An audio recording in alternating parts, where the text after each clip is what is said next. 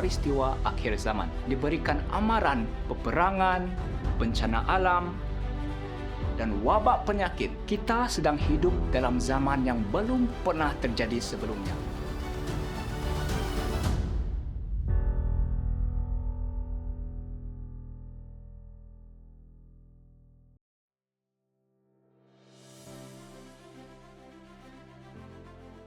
Selamat datang ke episode terakhir dalam siri Renungan Peristiwa Akhir Zaman.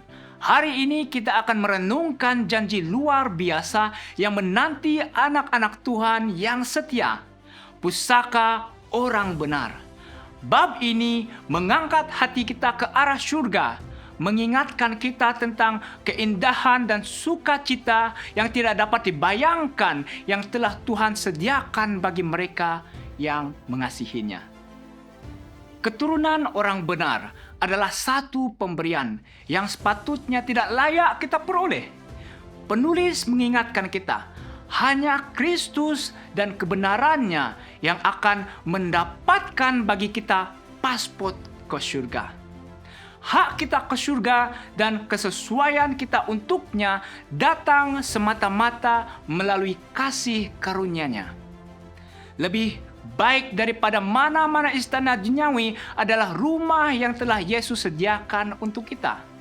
Undangannya berkumandang dengan harapan. Mari, hai kamu yang diberkati oleh Bapa-Ku, warislah kerajaan yang telah kusediakan bagimu sejak dunia dijadikan. Matius 25 ayat 34. Surga bukanlah konsep yang suram dan terasing, tetapi sebuah rumah yang nyata dan dapat dirasakan. Kenaikan Kristus memberi kita jaminan akan hal ini. Seperti yang penulis gambarkan, para murid Yesus tidak lagi melihat surga sebagai ruang terasing, tetapi sebagai tempat kediaman mereka bersama Yesus, di mana rumah-rumah telah disediakan dengan penuh kasih. Di bumi yang baru, kita akan mengalami sukacita Eden seperti yang Adam dan Hawa nikmati. Hidup dengan harmoni, dengan alam, melibatkan diri dengan pekerjaan yang memuaskan, dan menikmati masa muda yang kekal. Keajaiban surga melampaui bahasa manusia. Penulis berkata, bahasa terlalu lemah untuk mencuba menggambarkan surga.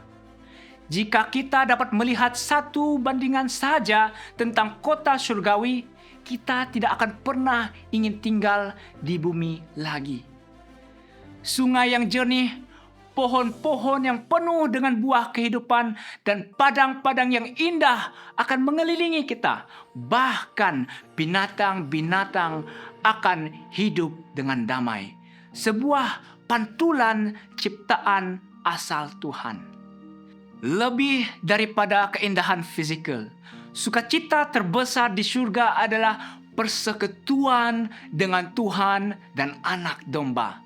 Melihat wajahnya, mendengar suaranya, dan tinggal dengan kehadirannya akan menjadi pemenuhan tertinggi dari kerinduan terdalam kita.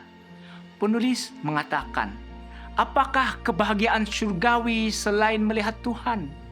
Sukacita apa yang lebih besar daripada melihat wajah Tuhan dan mengenalnya sebagai Bapa? Surga juga akan menjadi tempat pemulihan. Orang-orang tersayang akan bersatu kembali.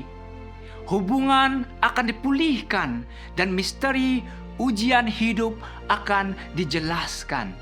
Kita akan melihat bagaimana kasih Tuhan yang tidak terbatas bekerja melalui setiap kesulitan untuk kebaikan kekal kita.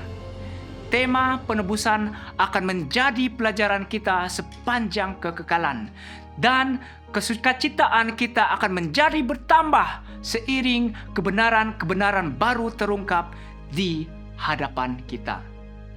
Renungan dan panggilan. Sahabat-sahabat yang dikasihi, bab ini mengingatkan kita dengan harapan yang mendalam dan tanggung jawab yang besar. Surga itu hanya dengan ganjaran bagi orang yang setia adalah pasti. Tetapi penulis memberi amaran, sifat-sifat karakter yang kita pelihara dalam hidup tidak akan berbuah oleh kematian atau kebangkitan. Pekerjaan transformasi harus dilakukan sekarang. Adakah kita sedang mempersiapkan diri untuk pusaka yang mulia ini?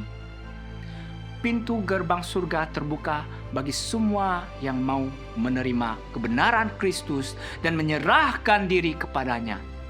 Adakah Anda akan menjawab undangannya hari ini? Mari kita berdoa. Bapa yang pengasih, terima kasih atas harapan surga. Persiapkan hati kami untuk rumah yang mulia dan ubahlah kami melalui kasih-Mu.